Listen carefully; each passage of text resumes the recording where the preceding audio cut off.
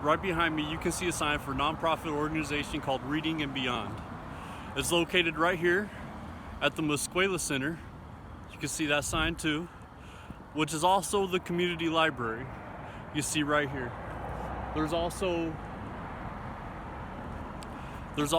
a place in here where people can have AA and NA meetings and other community events, like churches can hand out groceries. There's a public pool, basketball courts, and fields for people to have community sports activities in. It's located right here on Butler Avenue, just down the street from Fresno Pacific, just to the west of Fresno Pacific University. If you live in the 93702 area code, this is a key point that you need to know about.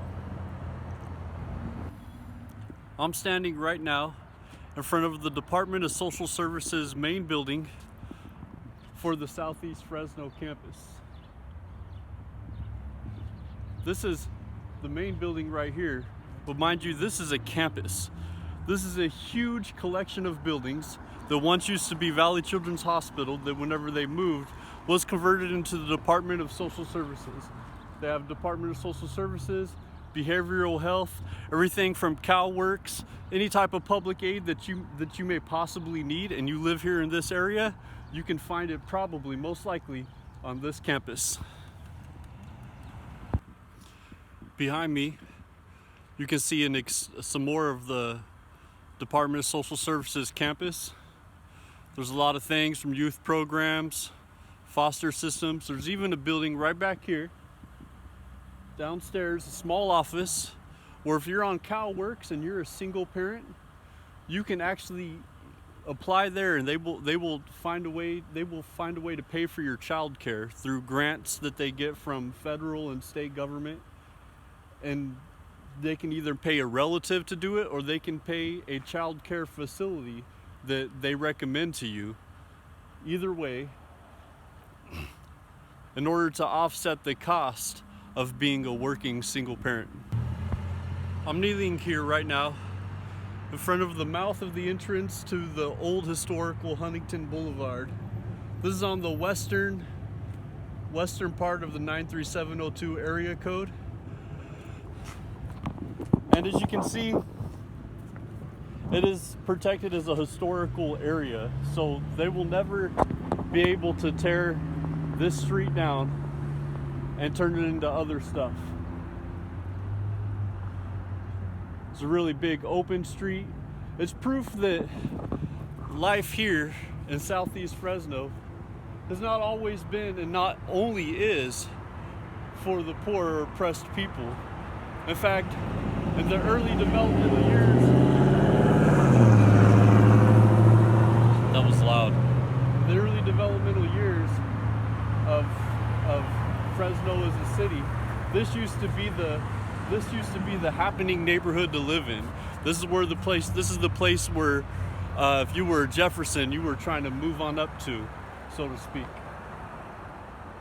If you go down the road here further, you'll see there's a couple of elderly care facilities. One of them is called Huntington House, and I cannot remember the name of the other one off the top of my head, but it's down there too.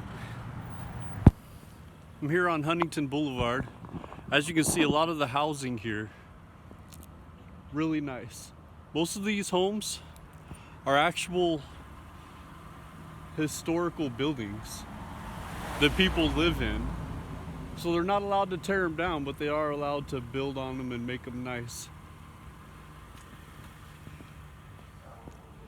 If I were going to try and paint a pretty picture of Southeast Fresno, this is the neighborhood I would do it from.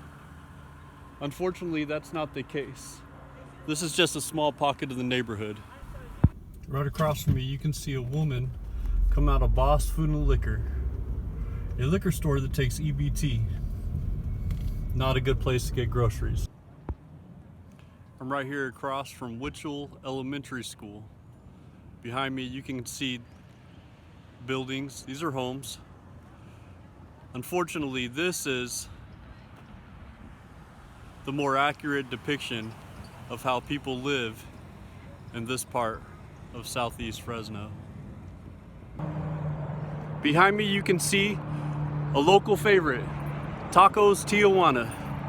I'm hungry, I'm gonna go get something to eat. Right behind me, just to my right, you see a memorial